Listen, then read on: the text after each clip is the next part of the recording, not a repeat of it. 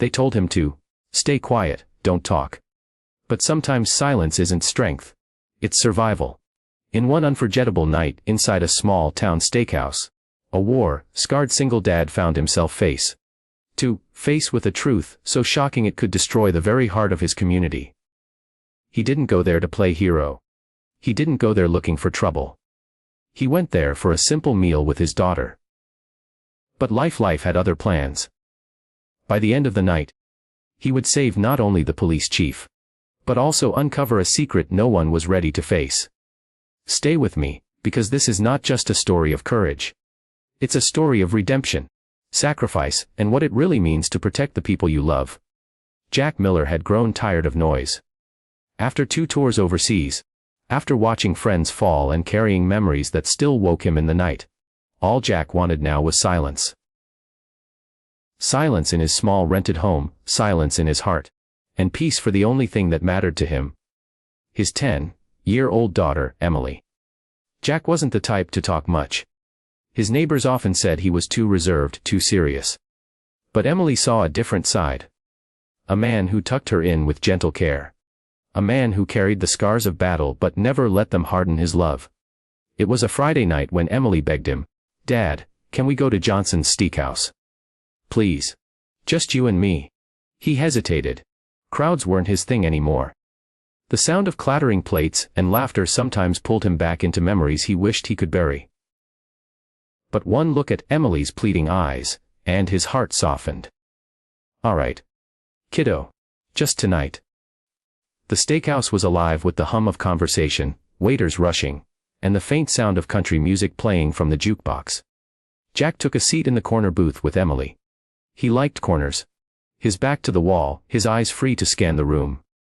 A habit that never left him. But that night, his eyes caught something strange. Police Chief Robert Harlan, the man known for keeping the town safe, the man Jack respected, was sitting at a nearby table. He wasn't in uniform, but he carried himself like someone who still held authority even off duty. Across from him sat 2 men Jack didn't recognize. Men with cold eyes, shifting glances, and a tension that filled the air around them. Emily giggled, dipping her fries into ketchup, oblivious. Jack smiled at her, but his instincts screamed that something wasn't right. Then it happened. One of the men leaned forward, slid a small black envelope across the table, and whispered something that made the chief's face go pale. Jack's military training sharpened his focus. He read lips, caught fragments. Evidence. Silence. Don't talk. The chief's hand trembled as he reached for his glass of water. Jack could see it clearly now. The chief wasn't meeting with friends. He was being cornered. The air thickened. Jack's pulse quickened. He knew the look of a man in danger without weapons drawn. "Dad, are you okay?" Emily's voice broke the moment. Jack forced a smile, but deep down, his instincts were screaming louder than ever. Something was about to happen. And when one of the men reached under the table, Jack's world shifted from father at dinner back to soldier at war. Jack's body moved before his mind had time to plan. He stood, placing himself between Emily and the danger. The 2 men froze for a moment, surprised by his sudden presence. "Sir, this is a private conversation," one of them sneered. Jack's voice was steady, low, commanding. The voice of a man who'd stared death in the eye before. "Doesn't look private to me." "Chief, you okay?" Chief Harlan's eyes flickered with desperation. He wanted to speak, but fear chained his tongue. Don't talk," one of the men hissed. That was when Emily gasped. The man had pulled a small pistol, pressing it against the chief's side under the table, hidden from the rest of the restaurant. The steakhouse chatter continued. Unaware of the storm brewing in that corner booth, Jack's military instincts roared alive. He calculated distances, exits, angles. But most of all, Emily. His daughter was right there. If he made the wrong move, everything could end in seconds. He lowered his voice, meeting the chief's eyes. "Breathe. Trust me." Then, in one motion as fluid as muscle memory, Jack flipped the table, pulling Emily down to the floor with him. Plates shattered, screams erupted. He lunged at the gunman, striking his wrist, sending the weapon skidding across the floor. The second man reached for a knife, but Jack caught him with a sharp blow to the ribs. The restaurant descended into chaos. Chairs toppled, people ran for the exits. Emily clung to the ground, eyes wide, but she never lost sight of her father. Fighting not for glory, but for her, for their future.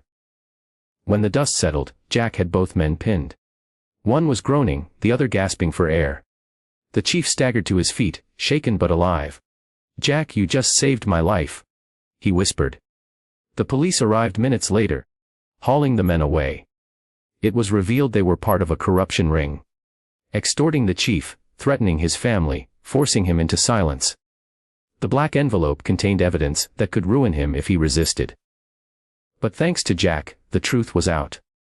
The chief stood taller that night, no longer bowed by fear. As the steakhouse quieted down, Emily threw her arms around her father. "You're my hero, Dad." Jack held her close, swallowing the lump in his throat. "No, baby. I'm just your dad. That's all I ever want to be."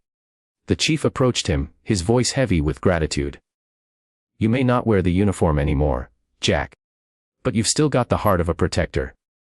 You gave me my life back tonight."